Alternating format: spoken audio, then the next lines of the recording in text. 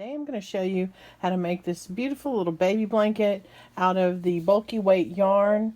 It's the Loop It finger looping yarn. I have some Red Heart, also have some Line Brand yarn. Both of them are off the hook where you use your fingers to do the knitting.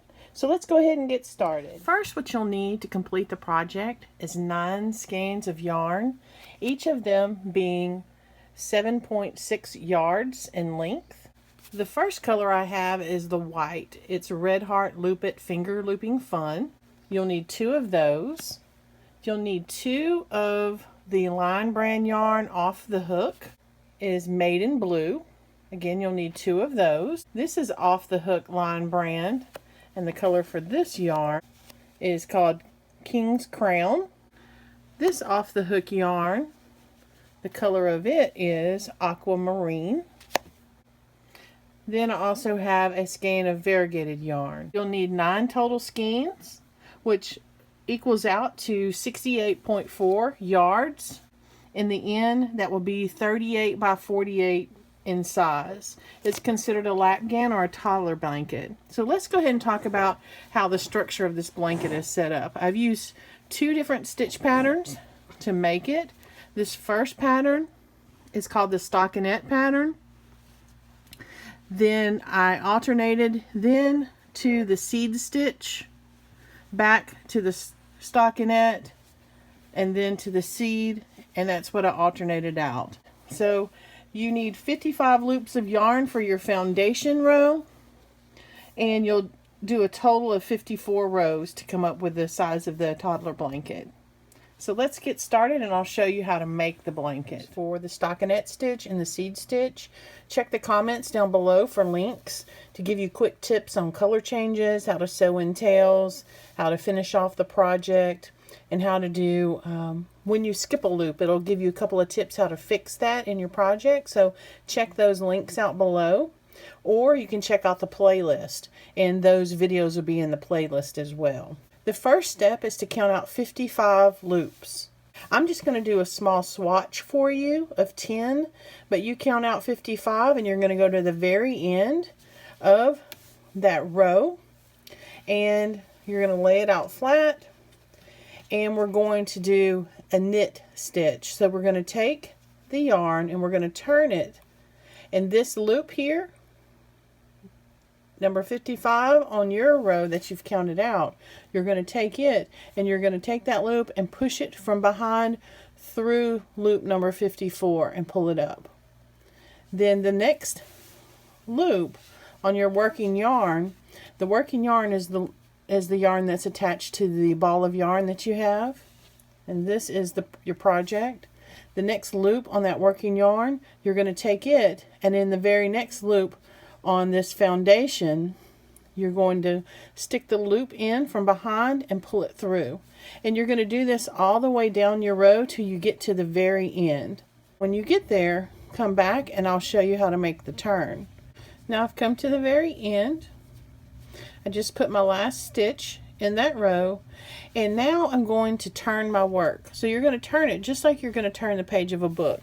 So you're going to turn it over here and you're going to work from right to left.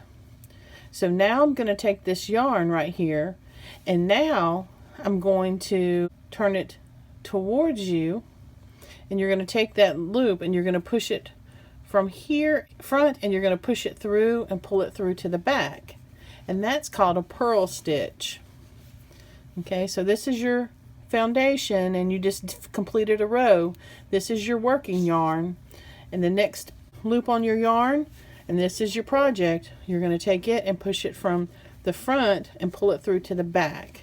Okay, so do that down to the end, and we'll see you in a second, and I'll show you how to turn your work. All right, now we're down to the end. We're going to take our project and we're going to turn it just like the page of a book. So now we're on this end. We're going to move our working yarn over here, and now what we're going to do is we're going to take our yarn and we're going to do a knit stitch. And remember what that is you take the yarn and you push it from the back to the front. So that's a knit stitch. So you're going to alternate that. On the first row that we did on our foundation, we knit, then we turned it, we purled, then we're going to knit again. We're going to alternate that. We're going to do 6 rows of knit, purl, 6 rows. And that's going to come out and look like it's your stockinette stitch. And when you get finished, it's going to look like this. That's a stockinette stitch pattern. See, those are V's. If you turn the work over, there's ridges on the back. So what you did is you knitted, you turned your work, you purled, you knitted, you purled, you knitted, you purled, you knitted. So and that turns out, when you're done, on the front of your work, you'll see a stitch pattern that looks like this. Now let's talk about the seed stitch. That's this stitch pattern. So this is 6 rows. Now I did my white, I did 6 rows for the seed stitch, and then I went back to the stockinette stitch that I just showed you how to do, and then the yellow I did seed stitch, and I alternated that. With every color change, I changed my stitch pattern. And there's each color, there's 6 rows, except for the very last color that I did at the end of the blanket, I did 7. Okay, so on a seed stitch, what you're going to do is you're going to alternate knit and purl on the same row. So this first stitch, I'm going to do a knit, and then on the second stitch, I'm going to take it and I'm going to push it through from front to back. The next one, I'm going to go over and I'm going to take it and I'm going to take that yarn loop and push it from back to front. The next one, I'm going to go from front to back. The next loop, I'm going to swing it over and I'm going to do from back to front. So it's going to alternate. Every stitch, I'm going to switch it back. I'm going to go all the way to the end, and then I'm going to show you how to make your turn. Alright, so our first row is done. Now, you see here on my last stitch, I pushed it from the front to the back, so that's a purl. So when I turn my work and go the opposite way, I'm going to do the opposite stitch. So here, look, it's coming in from the front and going through to the back. So on the stitch, I'm going to turn my work and I'm going to go from the back and pull it through to the front. So the next stitch, I should go from the front to the back. So whatever stitch it was on the row beneath, you're going to do the opposite on the row that you're knitting. Let me talk that through one more time to make sure you understand. If on the row underneath, you see where this yarn loop was pushed from the front to the back, that means on this row, I'm going to push it through from the back to the front. And what that does, it's an alternating stitch, and it gives you the texture of this, and I'll show you what that looks like. See what the texture looks like? So this stitch pattern right here, you can tell that that's a purl. It's got a bump.